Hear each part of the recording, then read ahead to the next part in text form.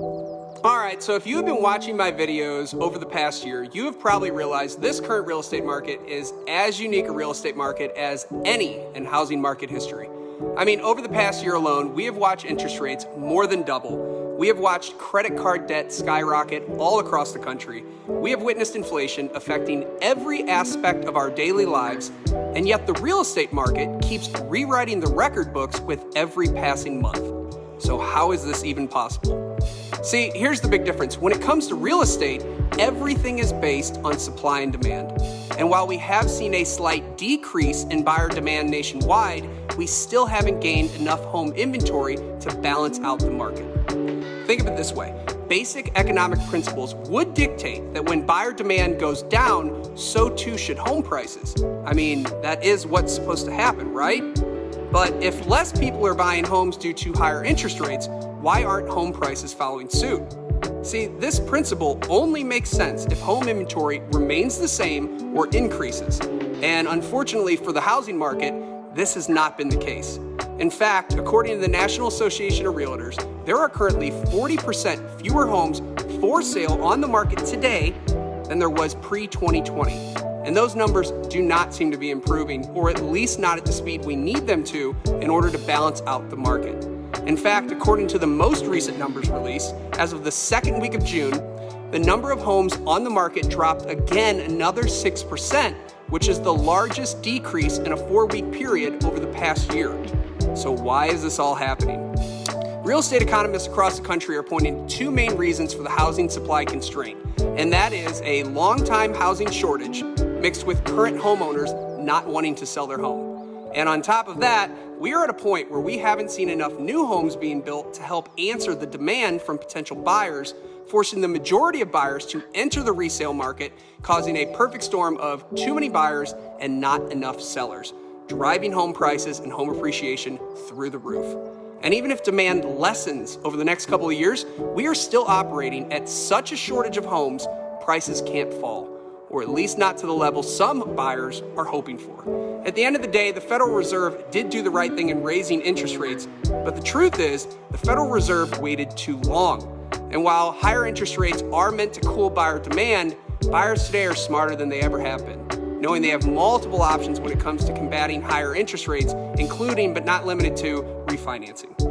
And as much as the Federal Reserve wanted to control prices by raising interest rates, they also turned off the faucet on the housing supply, which is going to help keep prices high for the foreseeable future.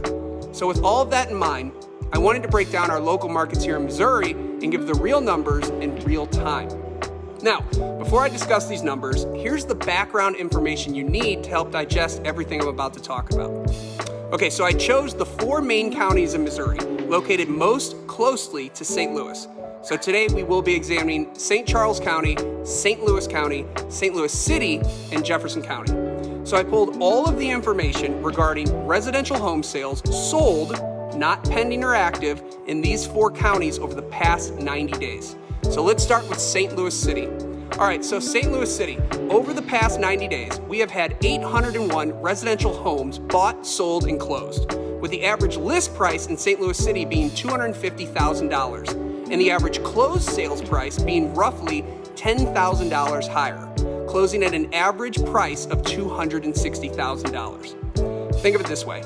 On average, if a home is listed for sale at $250,000 in St. Louis City, that home is selling for at least $260,000.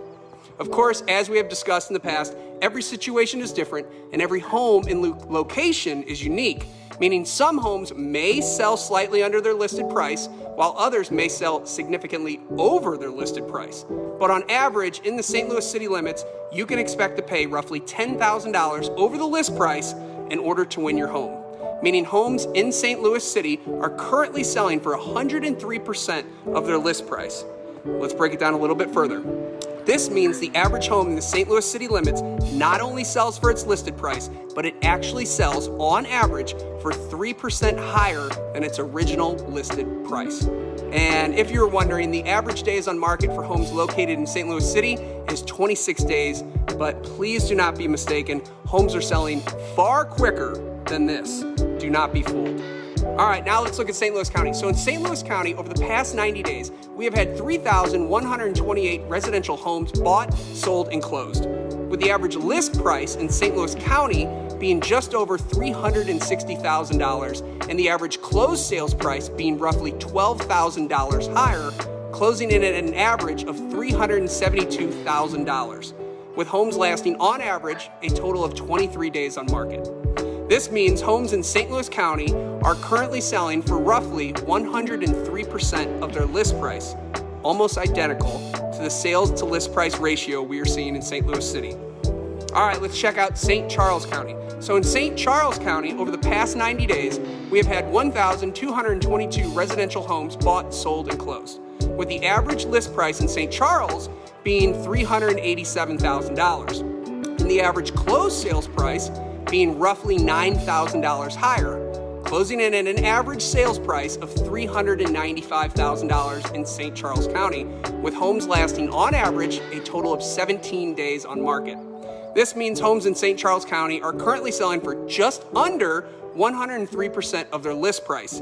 Again, almost identical to both St. Louis City and St. Louis County.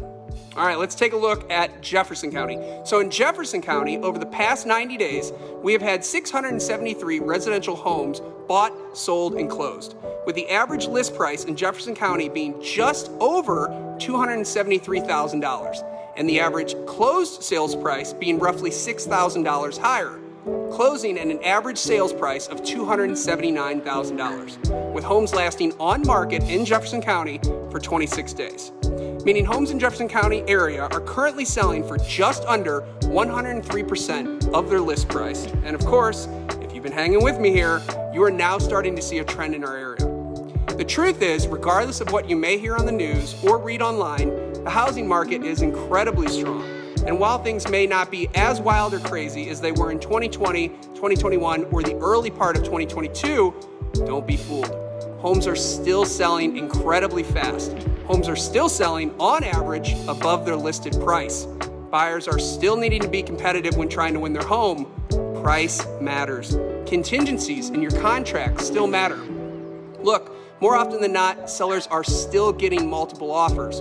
But don't be discouraged, just be prepared. Catch you guys next time.